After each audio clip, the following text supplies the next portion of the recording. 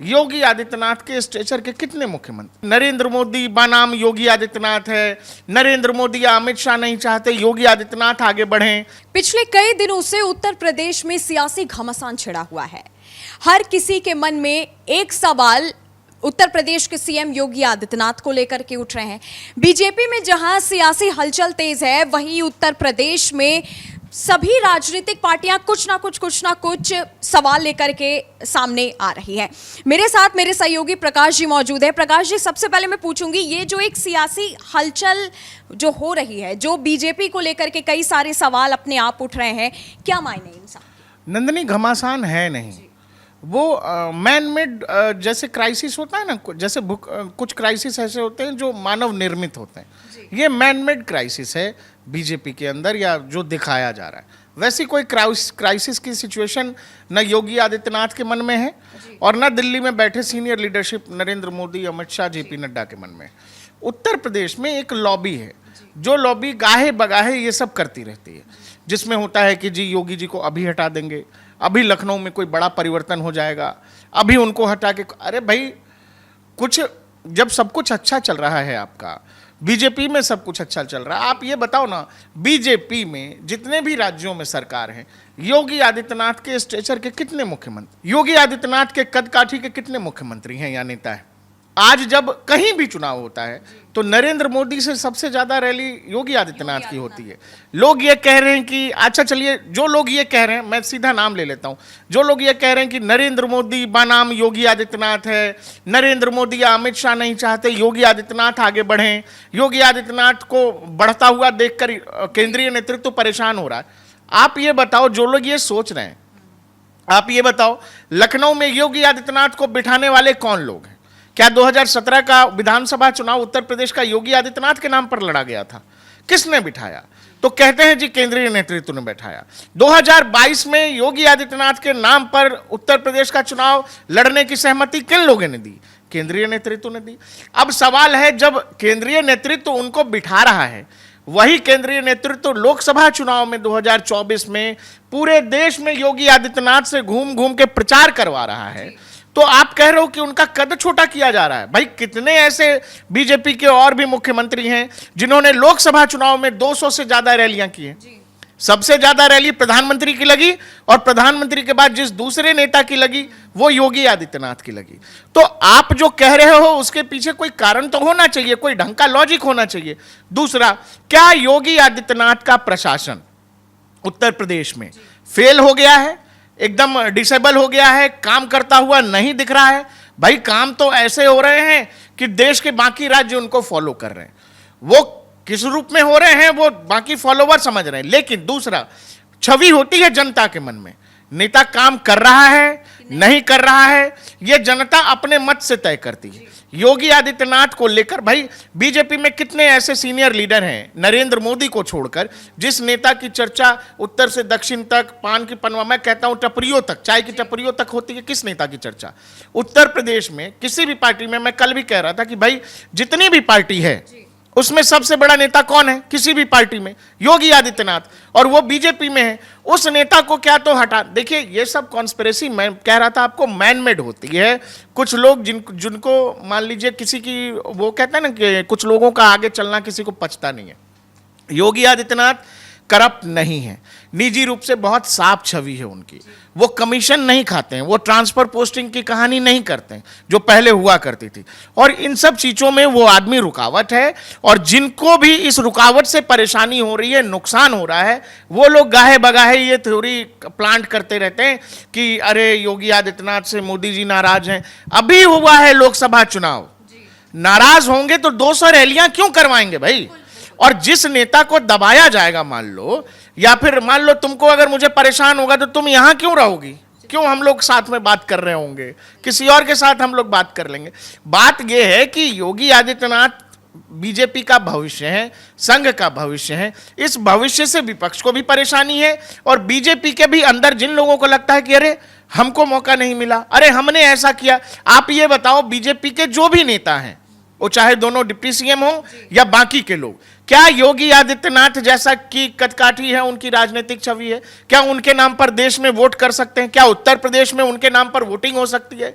जातीय समीकरण, ओबीसी, ये सब कहानी ठीक है नंदिनी, लेकिन एक मास अपील नहीं है। वो मास अपील केवल योगी आदित्यनाथ की है। ये वो वाली बात हो गई कि बस एक विपक्ष की तरफ से अगर मैं कहूं कि थोड़ा सा धुआं छोड़ा गया और उस बात को पूरा ही आगे, क्योंकि जिस तरह से प्रकाश जी बातें हो रही कि सीएम योगी जो है उनकी कुर्सी चली जाएगी, उनके बाद किसी और को बैठा दिया जाएगा। जैसे आपने बात कही कि जनता जो पसंद करी, अगर आप उत्तर प्रदेश में निकल के भी अगर मैं ये कहूं कि आप प्रयागराज चले जाइए, वाराणसी चले जाइए, मेरठ चले जाइए, इनफैक्ट मुजफ्फरनगर भी चले जाइए, पनवाड़ी की दुकान की अगर बात कहूं, ठेले वाले की बात कहूं या रिक्शे वाले की बात कहूं, सीएम योगी से तो किसी को भी दिक्कत नहीं है भाई। वो तो अपने पक्ष में बोल रहे हैं कि भाई सीएम योगी ने हमारे साथ बुरा नहीं किया। नहीं, सबसे देखो जरूरी क्या है ना कि वही मैं कह रहा हूं कि ये मैन मेड क्राइसिस है, ये पार्टी के अंदर की क्राइसिस नहीं है। दूसरा क्या है कि अगर इन हाउस कुछ चीजें होती हैं, देखो नरेंद्र मोदी दिल्ली में है, सीनियर लीडरशिप है, लखनऊ में योगी आदित्यनाथ बैठे, तो हर पार्टी में थोड़ी बहुत मुद्दों को लेकर,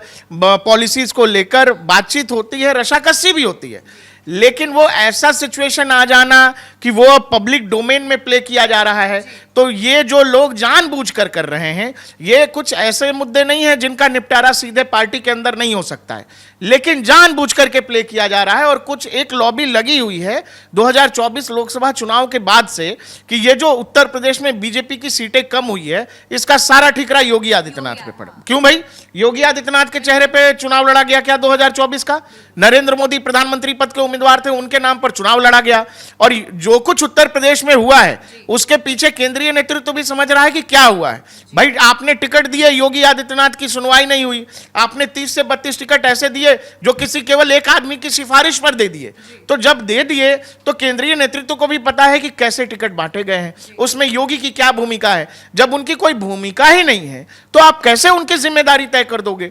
दूसरी बात, जब प्रधानमंत्री या बीजेपी की सीनियर लीडरशिप देश भर में घूम घूम करके यूपी मॉडल की बात कर रही है, उत्तर प्रदेश मॉडल, योगी मॉडल की बात कर रही है, आप उन योगी आदित्यनाथ को क्यों हटा दोगे? भाई ऐसा क्या हो गया है? मैं फिर कह रहा हूं, क्या उत्तर प्रदेश में बुलडोजर रुक गया? क्या बुलडोजर की कार्रवाई रुक गई? क्या माफियाओं पे एक्शन होने भी नहीं? क्या उत्तर प्रदेश में आप ये बताइए कि भाई जो भी आईएएस आईपीएस के ट्रांसफर्स होते हैं, कहते हैं ये लोग जी योगी जी को ताकत नहीं दे रखा है, बहुत डिस्प्यूट है। आप ये बताओ, क्या योगी आदित्यनाथ जब ट्रांसफर होना होता है किसी भी आईएएस आईपीएस का, तो ब्यूरोक्रेसी में क्या उत्तर प्रदेश में सीएमओ की अनुमति लेनी पड़ती है कि नहीं? दूसरा, एक जरूरी बात बता रहा हूं, देश भर में जितने भी चीफ मिनिस्टर हैं बीजेपी के, उन कितने चीफ मिनिस्टर के पास भाई गृह मंत्रालय है? शिवराज सिंह चौहान थे तो नरोत्तम मिश्रा थे गृह मंत्री। तो आप, लेकिन उत्तर प्रदेश में गृह मंत्रालय योगी आदित्यनाथ ने खुद ने रखा हुआ है, यानी जो पुलिस का क्षेत्र हो गया, ब्यूरोक्रेसी हो गई, आईएएस आईपीएस ट्रांसफर पोस्टिंग, ये सब में बिना सीएमओ की मोहर के होगा ही नहीं, चीफ मिनिस्टर ऑफिस की मोहर लगती है। अब ये कैसी बचकानी बात है, जिस मुख्यमंत्री के पास इतने अधिकार हैं और सब कुछ वो अपने हिसाब से कर पा रहे हैं। और अभी तो ये भी हो गया कि अभी 10 दिन पहले मुख्य सचिव वो बना जिसको योगी आदित्यनाथ चाहते थे।